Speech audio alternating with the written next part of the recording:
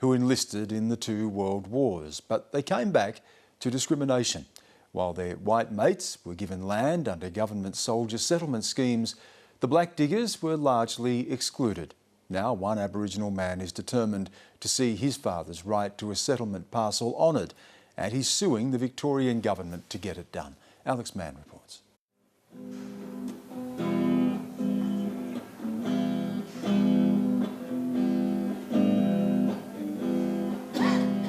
They took away the babies from their mother's breast.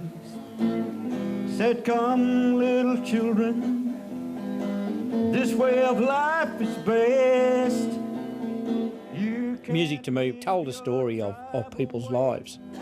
This way of life is wrong. At this Port Augusta pub about 4 hours north of Adelaide, 69-year-old country music singer Johnny Lovett is continuing a family tradition.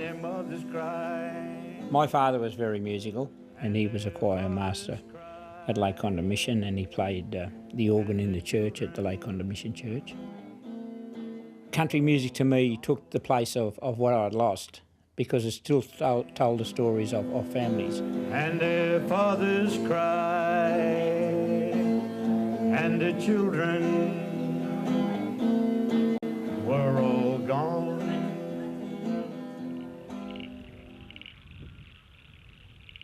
Johnny's family story begins here among the ruins of the Lake Conda Mission in Western Victoria. Lake Conda to me was a pretty sad place.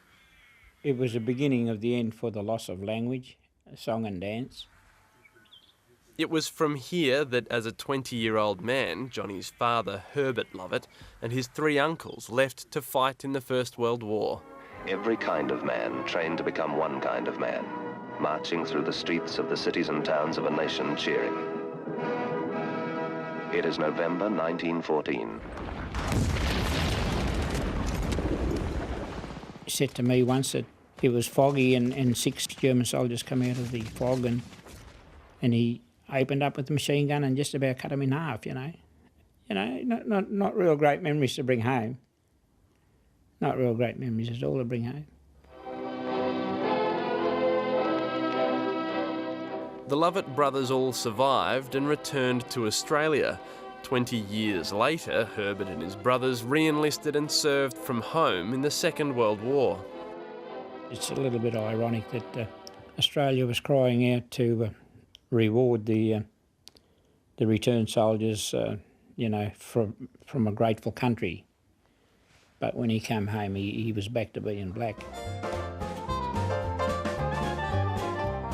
That grateful country set aside rural land packages for returned soldiers called soldier settlement blocks. 37,000 veterans were given land. But when Herbert Lovett applied for his in September 1945, he was denied. Instead, his family's traditional land was cut up and given away to white soldiers. It's a form of racism. It was a form of prejudice against Aboriginal soldiers. Even though they'd served their country, even though they made applications for soldier settlements, they were not successful, except for one or two few examples. Most of them were refused, and it seems that the reasons they were refused was not because of their ability for farming, but because of their race.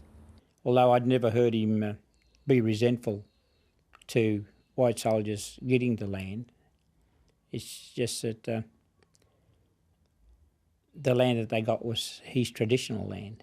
It was part of his culture, a very big part of his culture. Does it pain you to think of that loss? Oh yeah, very much, very much.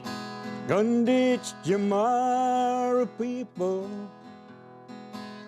come back to your land. How much work has gone into collecting all of this evidence? Yeah, look, I don't know how many hours I've put into it, and over a period of time, it's just been a lot, yes. In 2012, Johnny Lovett wrote to the Victorian state government asking for compensation, but was knocked back. Now, at 69 years old, he's taking them to court. This could be the last roll of the dice for me. I'm getting older and I'm getting tired, and I don't want to be more disillusioned than I am, I guess. So, yeah, in reality, this is the last roll of the dice. Johnny, good morning. How are you, Tim? How you going? Good. At this small firm in Adelaide, Johnny's legal team is gearing up. They're working pro bono, and this year they'll sue the Victorian government on Johnny's behalf. But there's certainly a moral obligation and to pay you compensation and other descendants as well. It'll be very hard to succeed. These things are always hard because the governments are reluctant to acknowledge such claims because there might be many more of them. There were almost 700 Aboriginal soldiers served overseas during the First World War, and all of them would have been eligible to apply for a soldier settlement grant. If Johnny Lovett is successful in making this claim for compensation, then it will set a precedent for other descendants of Aboriginal soldiers from the First World War. In 2013, the Lovetts were added to Victoria's Indigenous Honour Roll, but today Victoria's Aboriginal Affairs Minister was unavailable for comment. Instead, in a statement, she said that her department would meet with Johnny Lovett to discuss his claim.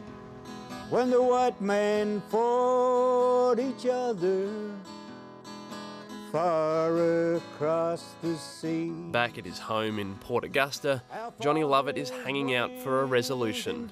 This time, he's determined to see it through. Keep Australia free. I hate to think that, that I can't go on doing it forever. But the reality of it is that you just can't go on doing it forever. It doesn't matter who you are. Come on and stand up and be counted and let our feelings show.